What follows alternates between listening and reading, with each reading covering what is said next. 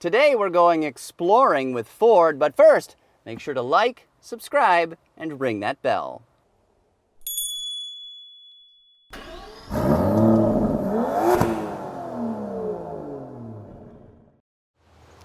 This is a 2020 Ford Explorer, though at first glance you may not realize, since it looks so much like the model it's replacing, even I have to sort of squint to spot the differences. But despite this suspiciously familiar design, it is a completely different animal. Yeah, I know. It's literally all new from the platform up. And that's a key theme here. The 2020 Explorer is completely familiar, yet it has been totally reimagined. It's kind of like serving Thanksgiving dinner on the 4th of July. Instead of hot dogs and hamburgers, you get the same turkey and stuffing you love, but in the summertime and with fireworks. Talk about unexpected.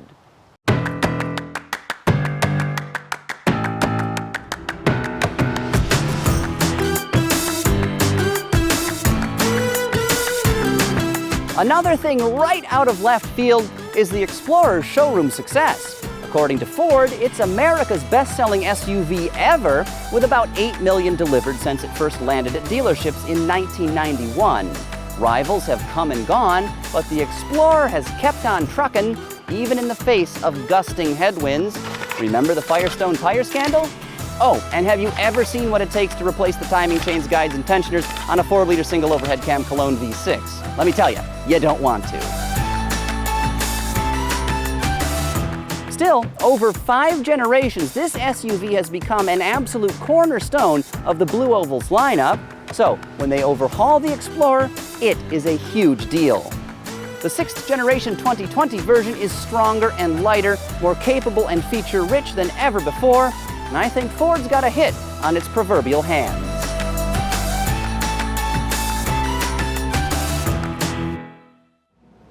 And that goodness starts with a solid foundation, in this case Dearborn's brand new Cd6 Architecture. Sturdy and stiff, this underlying platform has helped the Explorer lose, on average, around 200 pounds. But perhaps the best news of all is that this thing is rear-wheel drive based. Cd6 also provides far greater versatility. Inside, there's seating for 6 or 7 people, depending on configuration. It also offers just shy of 88 cubic feet of maximum cargo space and enough width to handle 4-foot wide sheets of building material. 6-cylinder versions of the 2020 Explorer can tow up to 5,600 pounds. Models with the 4-cylinder EcoBoost engine can drag up to 5,300 when properly equipped. Hybrids can handle a max of 5,000.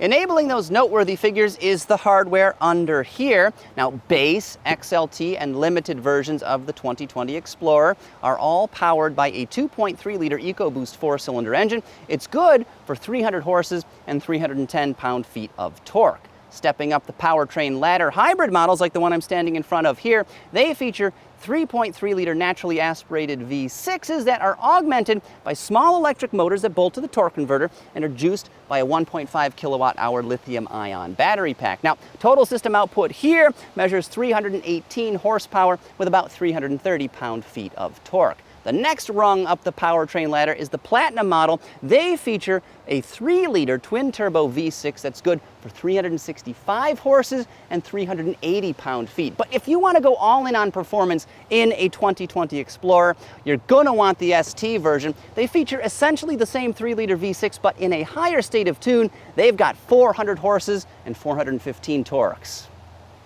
Now, rear or 4-wheel drive is offered, but a 10-speed automatic transmission is standard across the board.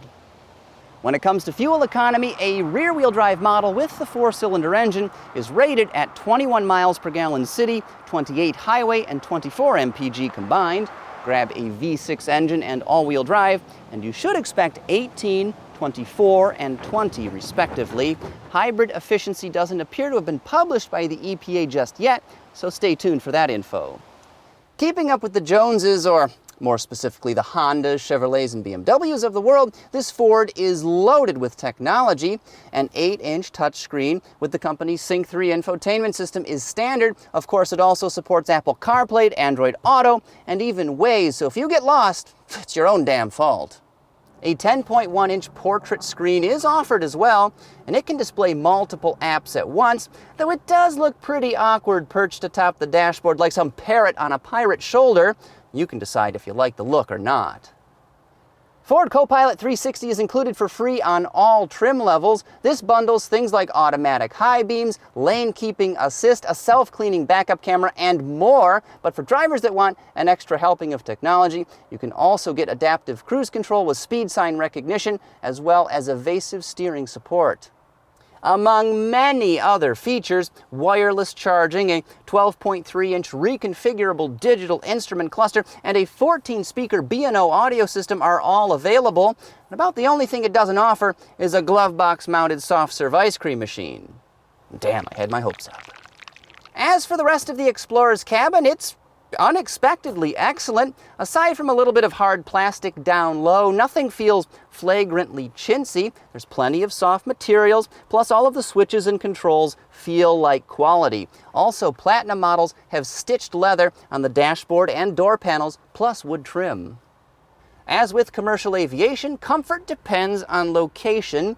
Sitting nearer the vehicle's nose is better. The front seats are superb. The second row offerings aren't quite nice, and the way back is okay for adults, but really, it's best left to the kids.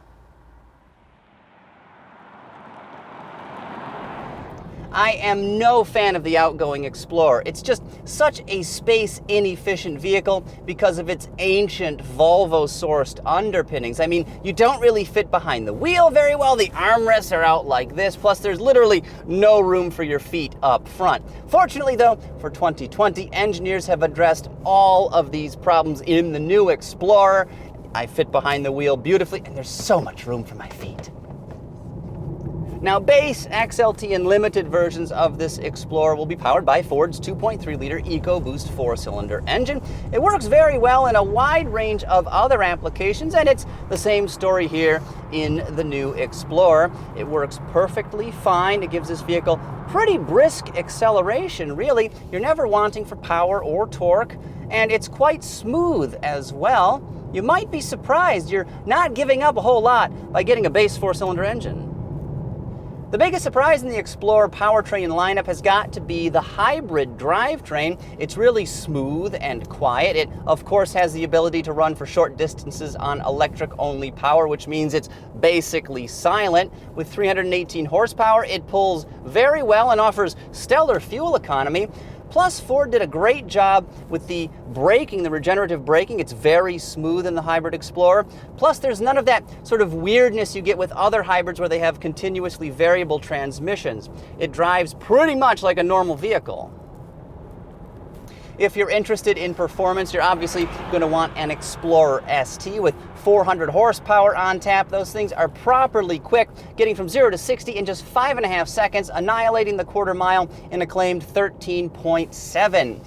ST models also get unique steering wheels. They're a bit chunkier than standard models, and they have a flat bottom. You can also upgrade them with better brakes, larger rotors that are shared with the Ford Police Interceptor utility vehicle. So if you do feel like taking your Explorer out on the racetrack, I'm not sure why you would, but you can. You'll have a lot more thermal mass and should be able to stop a lot better in the long run. Now, ST models also benefit from unique seat trim, and they've got special splash animations on their various screens, further setting them apart from the crowd. One step back from the ST is the Platinum version of the Explorer, which is the highest trim level that Ford is offering on this SUV. Now, despite being down quite a bit of power compared to the ST, you're never really going to know it because they are still properly quick for a large 3-row SUV. Their brakes are also quite firm as well, and they're very pleasant to drive overall, though with the Explorer, they all share that same 10-speed transmission, as I mentioned earlier. I did notice a few irregular shifts here and there, but nothing major. It was mostly when you're rolling to a stop, you'll feel it kind of clunking through the gears as it downshifts. So not really a big deal, but it can be slightly annoying at times. Now, there are two other minor issues I've noticed while driving the Explorer today, and one of them has to do with the wireless phone charger. When your device is in there, it's sort of angled rearward and held in place by gravity, but when you do a hard stop, the phone will flip forward and then stop charging, which is kind of annoying. My other gripe is the climate control system. It's mounted just a little bit lower than I would like, and many of the buttons are quite small, which can make them difficult to operate at a glance. So, the new Explorer is versatile and refined. It drives well and offers loads of technology. What's not to like? Well, maybe the pricing.